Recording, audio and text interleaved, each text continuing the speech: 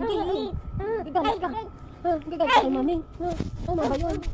Tama ba yun nagagalit kay mami, ha? Tama yun? Tama ba nagagalit kay mami, ha? Bakit na? Ay, hindi na. Nag-iinit pa si mami kasi naliligo pa ikaw. Naliligo na ikaw, no? Para fresh ikaw pagdating ng daddy, no? Ay! Ay!